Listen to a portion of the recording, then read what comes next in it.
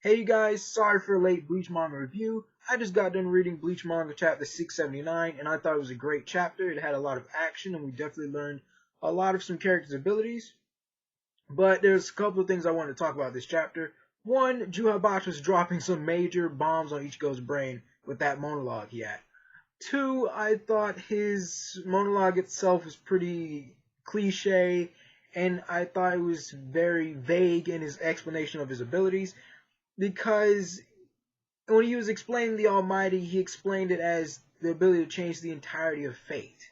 And I felt it was kind of vague because how does he manage to change the entirety of fate? He didn't really elaborate on that.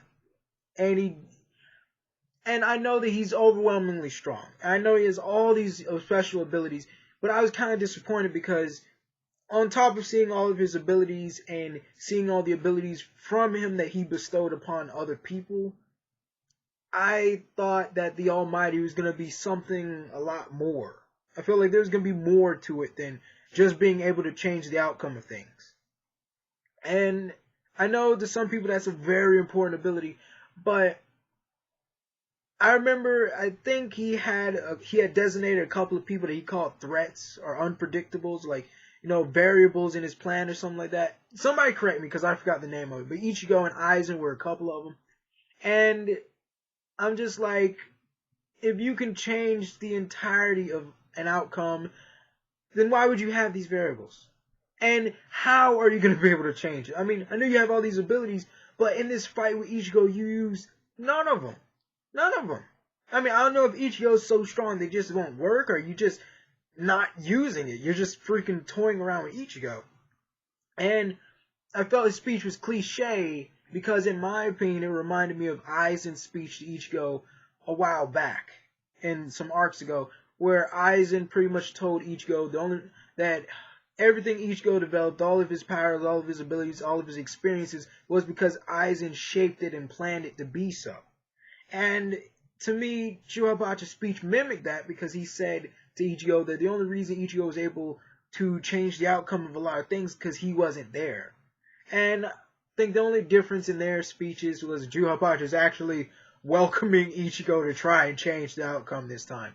And I just think Ichigo went from 100 to 0. Like 100 to 0 in less than a chapter and a half. Like, he had all these cool abilities a chapter ago. He was giving Juhabach a pretty good fight. This chapter, absolute despair. Just absolute despair. And basically, I don't know. I don't know how he's gonna pull it off this time. I don't know. But I feel like somebody's gonna jump into the fight. I feel like that's my prediction. Somebody's just gonna jump in, like, next chapter immediately. Boom. It's not gonna be Uryu. That's my prediction. It's not gonna be Uryu, but definitely somebody's gonna jump in. Or Ichigo's. I think somebody's gonna jump in. As for Uryu and Jilgrim, I knew Jilgrim had a different ability. I knew he had another cool ability because I knew he just couldn't be. I knew he just wasn't simply a receptacle for Juhabach's abilities when Juhabach is asleep. I just knew that wasn't his only specialty. That he just wasn't merely introduced to this series as somebody for Juhabach to hold his powers in when he's asleep. And I think Jilgrim's abilities are pretty cool. And Uryu's ability that he definitely showed this chapter is pretty cool. And in my opinion, I thought it was going to be like a back and forth thing. Like, with their abilities, like, they're direct opposites of one another. And I thought it was just going to be a back and forth, who's going to inflict the most damage before the other one passes out type of thing. Like, they're just going to be tossing damage and back and forth, back and forth, back and forth, till somebody dishes out too much damage, and that's enough.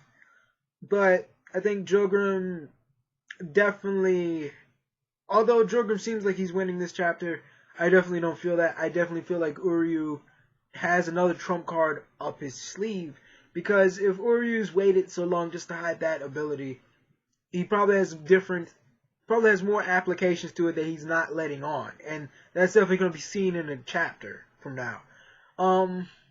This is just my thoughts on the chapter. I really thought it was pretty cool, but I definitely felt like Ichigo and Orihime, they couldn't have been that naive. They couldn't have been that naive to think that if the two of them just went to face Juhabach, that they could have won. That's just too naive, even for them. Even for them, it's too naive in my opinion. They have to have another card up their sleeve. They have to. This this chapter is pretty good. Like, comment, share, subscribe, and definitely check out my other playlist called the Manga Sutra, in which I'm going to be reviewing manga series, and I'm going to be giving my recommendations on whether you should read them or not. Bye.